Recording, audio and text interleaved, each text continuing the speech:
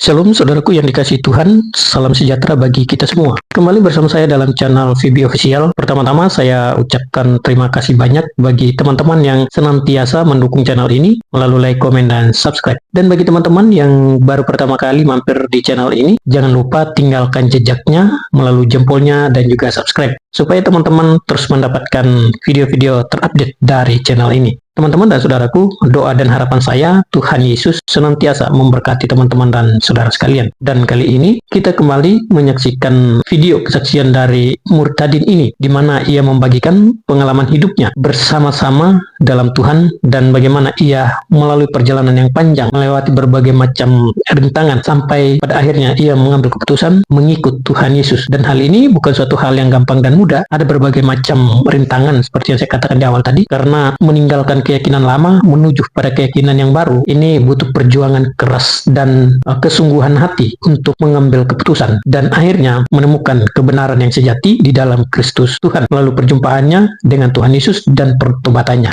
Nah, baik teman-teman dan saudaraku sekalian, sebelum kita menyaksikan cuplikan video ini, terlebih dahulu kita baca satu bagian firman Tuhan yang menjadi landasan kita untuk menyaksikan video ini, yang terdapat dalam Matius pasal 22 ayatnya yang ke-14. Sebab banyak yang dipanggil tetapi sedikit yang dipilih. Ya teman-teman dan saudara sekalian, ayat ini meskipun singkat mengandung makna yang sangat dalam dan seringkali menjadi bahan perenungan bagi banyak orang percaya. Dalam konteks perumpamaan tentang perjamuan kawin yang diceritakan Yesus sebelumnya, ayat ini menjadi kesimpulan yang sangat kuat, menyoroti perbedaan antara panggilan ilahi yang luas dan pilihan ilahi yang lebih spesifik. Panggilan yang banyak dapat diartikan sebagai undangan universal dari Tuhan kepada seluruh umat manusia untuk datang kepadanya, untuk menerima kasih karunia dan untuk hidup dalam kebenarannya. Ini adalah tawaran keselamatan yang terbuka bagi siapa saja tanpa memandang latar belakang, status sosial, atau dosa-dosa masa lalu. Seperti undangan perjamuan yang disebarkan kepada banyak orang, demikian pula Injil disiarkan ke seluruh dunia,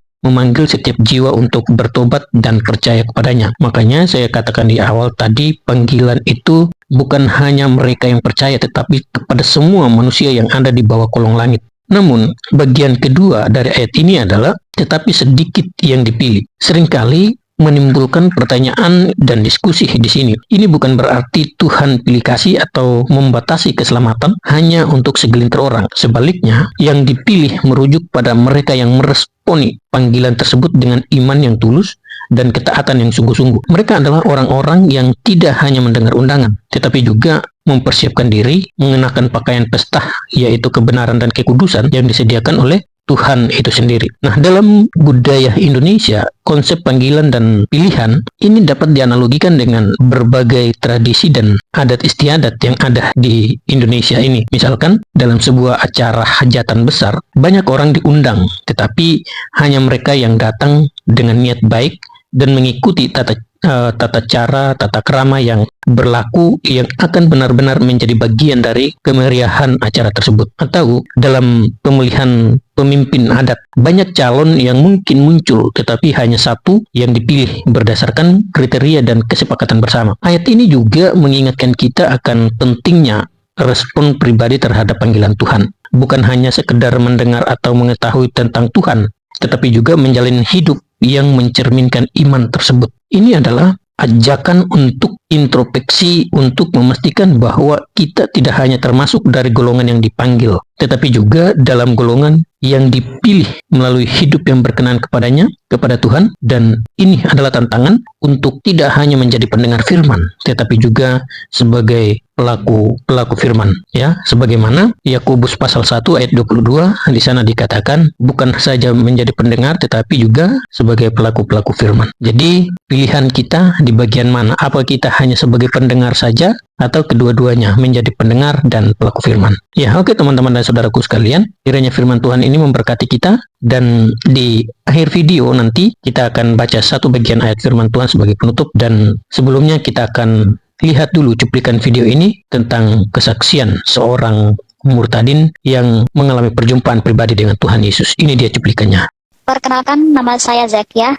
Saya dari latar belakang keluarga Muslim yang mengenal keselamatan yang datang dari Allah kita. Saya menyebutnya Isa Al-Masih.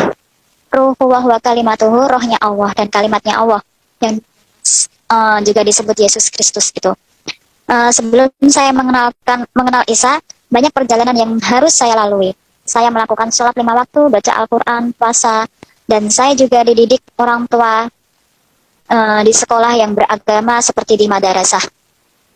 Dulu saya juga muslim fanatik, selalu tidak pernah meninggalkan syariat agama sholat 5 waktu, dan sering saya merasa kalau saya sedang mengalami pergumulan atau masalah yang sedang saya alami, selalu datang kepada Allah dalam syariatnya doa, sholat gitu. Yang saya lakukan itu saja, sholat dan berdoa sampai hafal. Sering saya bertumbuh, sesudah saya bertumbuh tambah umur, terus saya menikah di tahun 2012, berkeluarga, memiliki 2 putra dan 1 putri. Saya itu sering diatur oleh orang tua. Bapak saya diajak ngaji ini, ngaji itu, dan terakhir saya jalani namanya ajaran Torekah untuk menyampaikan. Saya menjalani beberapa bulan, rasanya kok yang saya lakukan kok gini-gini aja, padahal saya di sini niatnya itu untuk mencari sejatinya hidup itu seperti apa. Terus saya ikut ajaran seperti itu, terus sampai saya lelah, udahlah saya nggak mau nerusin itu ajaran. Terus saya lagian ajaran seperti itu, saya mau melakukan sholat 5 waktu, kan saya sudah sama saja mendekatkan diri sama Tuhan, sama Allah itu. Terus bapak saya sama suami saya juga mundur dari ajaran itu. Terus bertemu lagi dengan seorang guru, tapi orangnya itu juga agama Islam. Kagetnya tuh saya itu, dia berdoa tapi memakai nama Yesus. Terus di dalam berdoa itu nama Yesus, bapak saya masuk dalam ajaran guru bapak saya tersebut. Namanya Bapak Juki, yang dia sudah berpulang juga. Di situ juga dipertemukan saudara-saudara yang mengenal Yesus itu, tapi mereka memanggilnya kalau dalam Al-Quran Isa Al-Masih. Tapi di situ saya merasa aneh gitu. Loh, saya Islam kok berdoanya pakai nama Yesus, apa nggak salah? Terus saya ya ngalir saja. Saya manut dengan keputusan orang tua. Mungkin yang terbaik buat anak-anaknya, bapak ibu saya dibaptis dulu. Terus dari Bapak Juki itu bertemu dengan hamba Allah yang dari Salatiga, yang diutus Tuhan untuk menyampaikan firman dan kabar keselamatan buat kami yang belum mengenal lebih dalam lagi itu. Namanya Bapak Eko yang berasal dari Salatiga. Beliau juga sudah berpulang 3 bulanan yang lalu itu. Saya dilayani, dimentorin, dan sampai sekarang ini saya juga masih belajar, belum fasih tentang Alkitab juga, saya masih belajar. Sampai itu saya tidak berhenti di situ saja.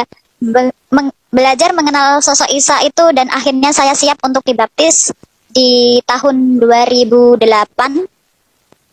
di Hotel Salatiga. Terus semakin saya belajar dan belajar tumbuh dalam iman, saya juga tidak meninggalkan ajaran lama saya. Semakin diperjelas dan saya berbicara kepada suami tanpa saya memaksa. Suami ikut ajaran yang saya jalankan. Karena kehendak Isa itu dahsyat luar biasa. Suami saya terpanggil dan siap menerima Isa dan minta dibaptis dan menerima ajarannya. Semakin mengenal Isa, berarti saya sama suami bisa saling mengisi gitu.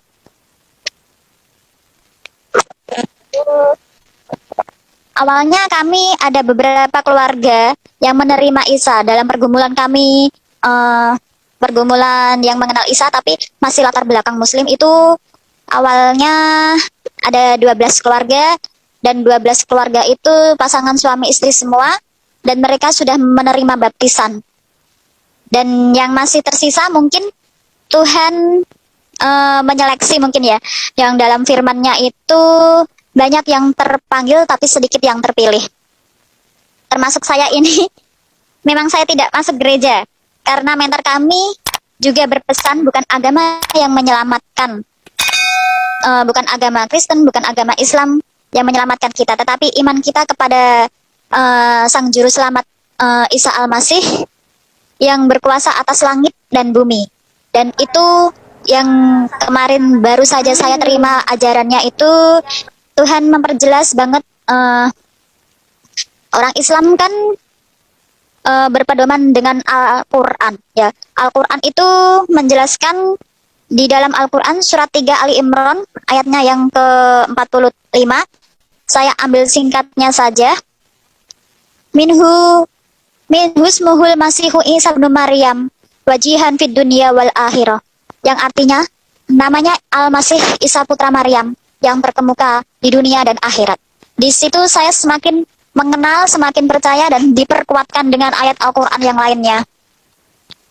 Sampai sekarang, dan di dalam saya sholat itu, di dalam surat Al-Fatihah. Di dalam surat Al-Fatihah itu ada potongan ayat yang di situ isinya ihdinas siratal mustaqim, yang artinya tunjukkanlah kami jalan yang lurus. Ya, dan di dalam Alkitab itu yang saya terima itu, akulah jalan dan hidup. Kalau tidak melalui aku, kamu tidak bisa melalui Bapa. Yohanes pasal 14 ayatnya yang ke-6. Kata Yesus kepadanya, akulah jalan dan kebenaran dan hidup. Tidak ada seorang pun yang datang kepada Bapa kalau tidak melalui aku. Sekiranya kamu mengenal aku, pasti kamu juga mengenal Bapakku. Sekarang ini kamu mengenal dia dan kamu telah melihat dia. Kata Filipus kepadanya, Tuhan, tunjukkanlah Bapa itu kepada kami. Itu sudah cukup bagi kami. Kata Yesus kepadanya, telah sekian lama aku bersama-sama kamu, Filipus, namun engkau tidak mengenal aku. Barang siapa telah melihat aku, ia telah melihat Bapa. Bagaimana engkau berkata, tunjukkanlah Bapa itu kepada kami? Ayat 10. Tidak percayakah engkau bahwa aku di dalam Bapa dan Bapa di dalam aku? Apa yang aku katakan kepadamu tidak aku katakan dari diriku sendiri, tetapi Bapa yang diam di dalam aku, dialah yang melakukan pekerjaannya. Ayat 11, percayalah kepadaku bahwa aku di dalam Bapa dan Bapa di dalam aku. Atau setidak-tidaknya, percayalah karena pekerjaan-pekerjaan itu sendiri. Oke teman-teman, kiranya Tuhan Yesus memberkati kita semua. Salam damai sejahtera, Shalom.